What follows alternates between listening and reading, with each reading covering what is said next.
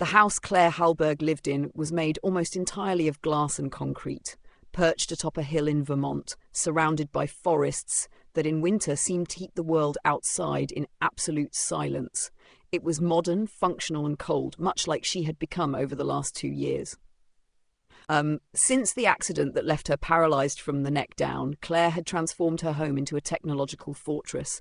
Voice-activated sensors, automated blinds, handleless doors, ramps at every corner. Nothing escaped the control of the woman who had once been the ruthless CEO of one of Silicon Valley's most promising startups. But even with all the innovation, there was an absence impossible to ignore: life. Her days dragged on through remote physical therapy, video financial meetings, and a breakfast no one else shared. The mirror in the hallway, which once reflected a young, elegant woman radiating ambition, now returned only the rigid outline of a motorized chair and eyes that no longer sparked, only stared, tired. She had no friends. She had shareholders, no family either, only a father who occasionally showed up to reinforce contracts and remind her that even disabled, she was still worth something. Previous caregivers never lasted more than 2 weeks. Some were too cheerful, others fake helpful, but they all shared one thing in common: that look of pity, as if Claire were a cracked vase. She dismissed them without warning, issuing a command through the voice assistant. That morning, Claire was expecting another candidate, the last on the list according to Carmen, the housekeeper who had managed the estate for years. The selection process had become something of a cruel game. The newcomer would have to walk the glass corridor, pass through the automated door, and find her with her back turned in the silent library without instructions. Anyone who hesitated in the face of that silence was already disqualified. Claire adjusted the pearl necklace around her neck, a habit she kept out of sheer defiance, and spoke softly to the system. Authorize entry. Final candidate. When the door slid open with its soft mechanical sigh, Claire didn't turn around. She kept her eyes fixed on an old copy of Moby Dick resting on the table, flipping through pages she wasn't reading, attuned only to the rhythm of approaching footsteps. She expected nervous steps, maybe hesitant ones, but these came with the calm of someone who had nothing to prove. Carmen entered a moment later. "Miss Claire, this is Mr. Elias Munro." Claire didn't acknowledge the introduction. "Leave us, Carmen." The housekeeper paused, perhaps unsettled by the candidate's name or age, but obeyed. Claire waited several more seconds before slowly rotating her wheelchair. The man standing before her looked like he had stepped out of an old photograph. Precisely combed grey hair, a face lined with deep wrinkles, a clean white shirt and a plain worn jacket. His shoes were polished to a gleam, oddly out of place, like the last trace of a dignity carefully preserved. "Mr. Munro," Claire began, her voice devoid of warmth, "your file is almost empty. No degrees, no formal references. Why do you think you belong here?" "Because I don't need a certificate to know how to care for another human being," he said, his voice low and measured. "My wife was paralyzed for 12 years. Caring for her was my life. Before that, I worked as a nursing assistant. I'm not educated in anything except loss." Claire raised an eyebrow. Few people dared to speak to her that directly. Even fewer could do it without blinking. Claire studied him in silence, letting the weight of his words settle between them. Most candidates would have filled the space with awkward laughter or started listing whatever qualifications they thought might impress her.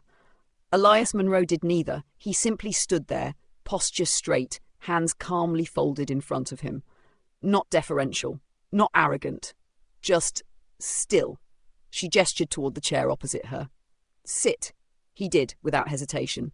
The sunlight streaming in from the tall library windows fell directly into his eyes, a deliberate trick of positioning Claire had perfected over countless interviews. She watched carefully to see if he would squint, shift, or show discomfort. He didn't. He met her gaze steadily.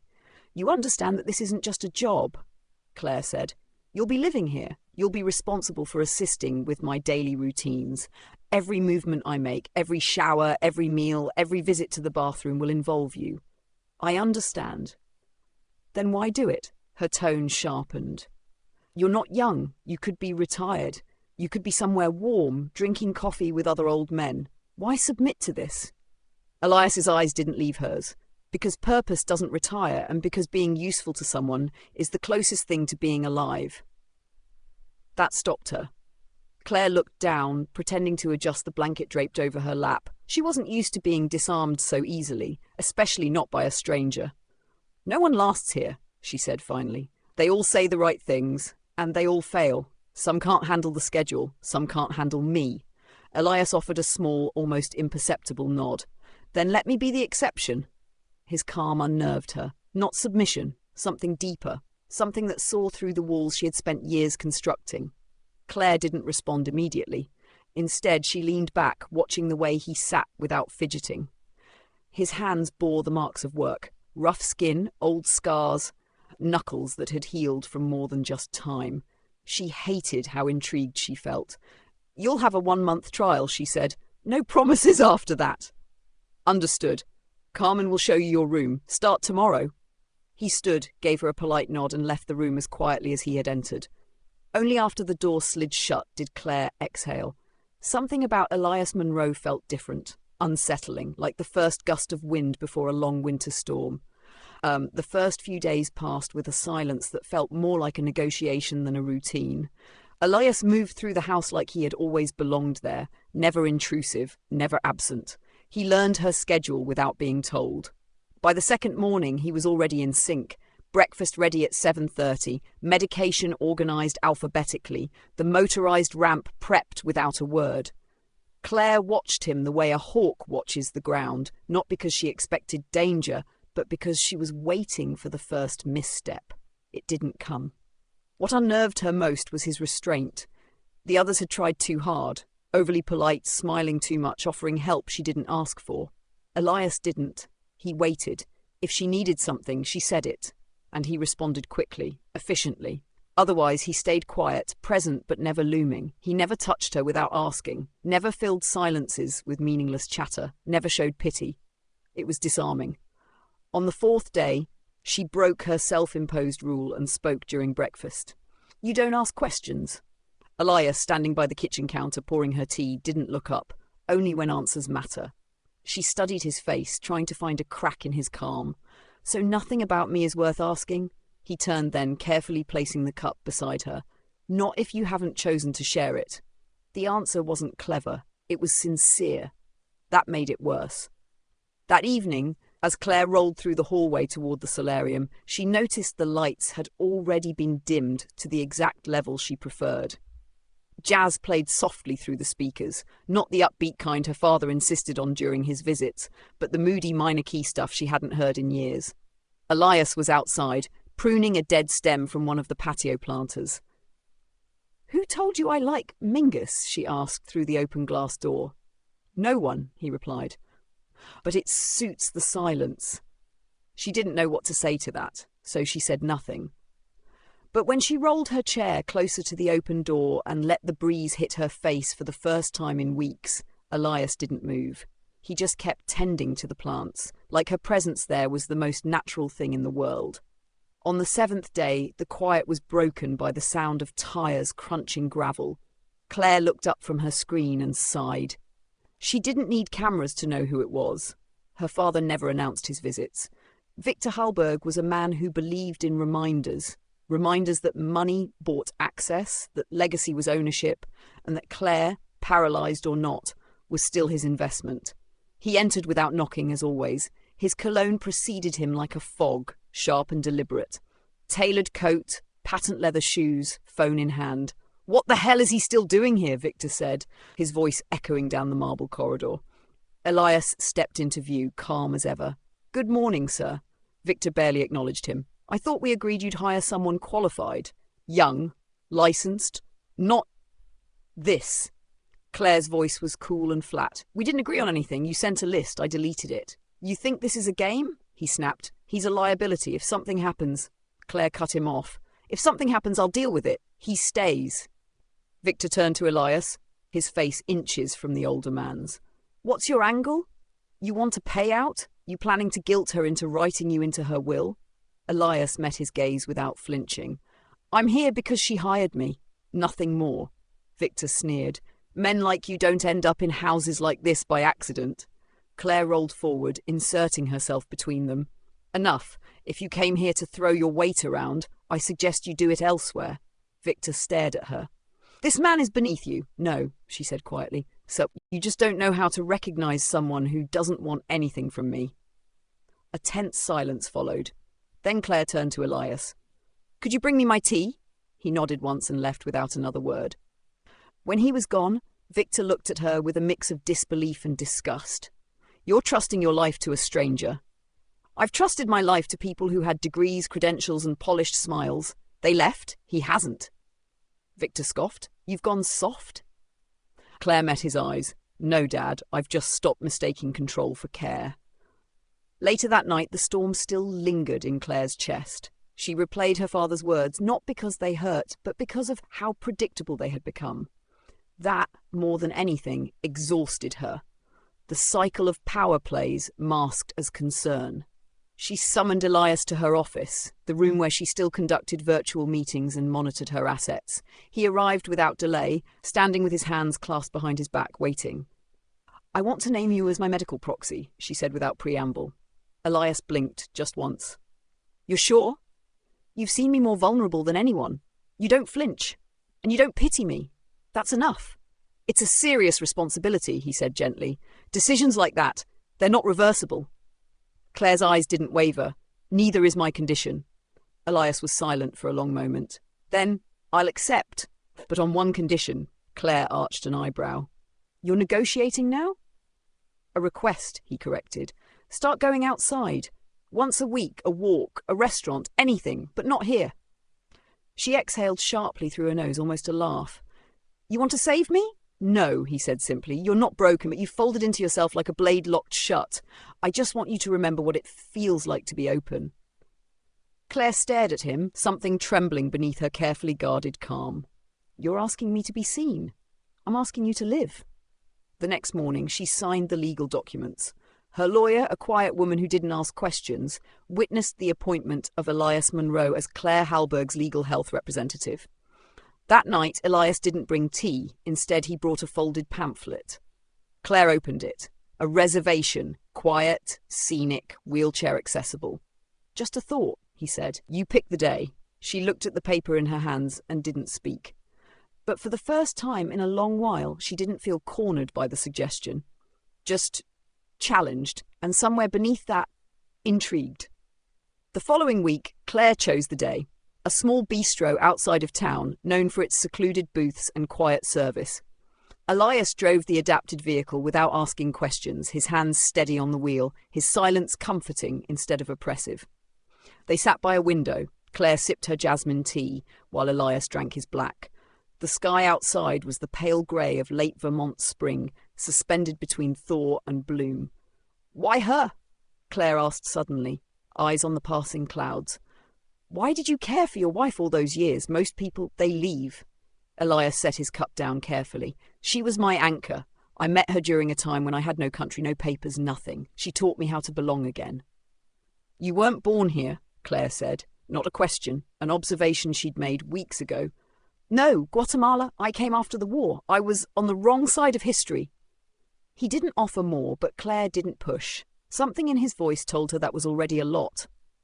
We had a son, Elias added after a pause. Miguel. He died in a motorcycle accident when he was 22. Claire's throat tightened. She never recovered. The stroke came 3 years later. I spent 12 years lifting her, feeding her, brushing her hair when she forgot who I was.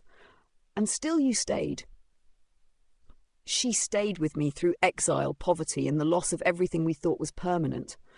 I didn't consider it a favour. It was a continuation. Claire looked at him, really looked at him. The lines in his face were no longer just age, they were the topography of survival. I was engaged, she said quietly. Before the accident, he lasted 2 months in the hospital before walking out. Elias didn't flinch. There's something worse than pain, Claire continued. It's the echo that remains when someone doesn't choose you anymore. Elias nodded slowly. I know that echo. They finished the meal in silence. But the air between them had changed. Not romantic, not yet, but undeniably intimate. The kind of intimacy born not from flirtation, but from exposure, from being truly seen and not turned away. 2 days later, Elias returned from the pharmacy with a strange look in his eyes. Claire noticed it immediately, not fear, not anxiety. Something colder, resignation. "What happened?" she asked. He hesitated. Then, "A man stopped me outside. Said he worked for your father." Claire's breath stilled. "He offered me $500,000 to leave. Disappear. No goodbyes. Just gone." She didn't ask what Elias had said. She didn't need to. "Why does he hate you so much?" Elias asked softly. "Because I gave him a daughter he couldn't control, then a daughter who didn't die when it would have been more convenient." Claire rolled toward her study and unlocked the wall safe with a retinal scan. From it, she pulled a thick folder and placed it on the desk. "My contingency plan," she said, "in case he escalates." Inside were documents, foreign trusts, property transfers, backup IDs, a network of legal threads designed to unravel her ties to the Hallberg fortune and rebuild something independent. "I was going to disappear too," she admitted. "Before I hired you, I didn't think I'd find anyone who didn't look at me like an obligation."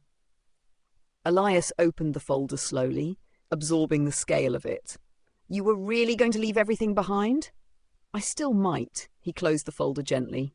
"Don't." She looked at him, not with command or defiance, but vulnerability. "Why not?" "Because running is a kind of death, and you're finally starting to live again." That night she didn't sleep. Instead, she sat by the window in her motorized chair, staring out into the forest. The moon was full. Everything outside was still. For the first time since the accident, Claire wondered, what if I stayed? Not because I'm trapped, but because I choose to? Victor Hallberg returned on a Friday morning, this time with a lawyer in tow. Claire was waiting in the atrium, dressed with precision, dark blazer, clean lines, no makeup except for sharp red lipstick, her armor. Elias stood nearby, not as a bodyguard, but as something quieter, a constant. Victor didn't waste time. "This is Javier Marks, legal counsel. We're here to revoke the power of attorney you granted to this man." Claire didn't blink. "You're too late. The papers are sealed. 3 independent psychologists signed off on my competence." Javier shifted uncomfortably. Victor bristled. "You're making a mistake. This man has no credentials, no affiliations. He has something no one else had," Claire interrupted. "Presence, integrity, and no need to control me." Victor's voice rose. "He's manipulating you. I've seen this story 1,000 times. "No, Dad," she said, her tone razor sharp. "You've written this story 1,000 times, but not this one." Victor turned to Elias, venom in his gaze. "What's your end game? Marriage? Her will?" Elias answered quietly, without looking away. "I didn't come here with a plan. I stayed because she let me." Victor's fist clenched. "If anything happens to her—" "It already did," Claire snapped. 2 years ago, I woke up in a body I didn't recognize, and the people I loved most abandoned me, except for the man you're trying to erase." A long silence. Then Victor stepped back. "You'll regret this," he said, "but the fire was gone. You're not as strong as you think." Claire rolled forward, stopping inches from him. "No, I'm stronger than you think." He didn't reply. Instead, he turned to leave, but before walking out, he paused at the door. "He's the reason you're alive again," he said without looking back. "I don't like him, but I see it." The door shut, and for the first time in years, Claire felt something shatter inside. Not from pain, but from the release of something long held tight, her need for her father's permission. Weeks passed. Claire's world didn't collapse, it expanded. She began leaving the house more often. Not to escape, but to be seen. Not as a broken heiress or a corporate casualty, but as a woman rebuilding on her own terms. Elias was always a step behind, never leading, never chasing, just there. She noticed how his hand would lightly brush hers when passing her tea, how his voice slowed when speaking to her in the evenings, like they were both afraid to break something delicate in the air. One evening, Claire asked him to sit with her on the terrace. The stars were out, the night was warm, the silence between them was no longer distance, it was safety. "I want to give you something," she said. Elias hesitated. "Claire, no. Not money, not titles, a name." He looked confused. "For months now, everyone has asked what you are to me, my caregiver, my employee, my companion, and I never had an answer, but I do now." She turned her chair toward him, eyes steady.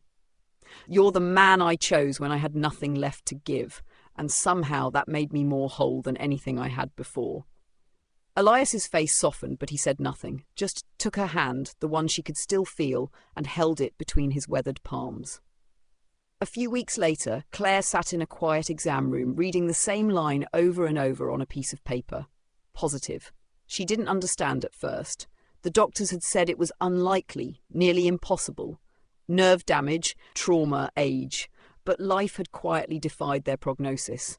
When she told Elias, his face didn't change immediately. He just stared at her, not in disbelief, but in reverence. "It's a miracle," he whispered. "No," she said, voice low, "it's a beginning." The world didn't cheer. There were no headlines. Her father never offered congratulations.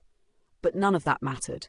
Because what Claire Halberg wanted, what she paid for with silence, risk and trust, wasn't just care. It was the right to choose her own life. And now, finally, she had. If stories like this moved you, subscribe for more narratives that go deeper than words. Sometimes what shocks the world is what finally sets us free.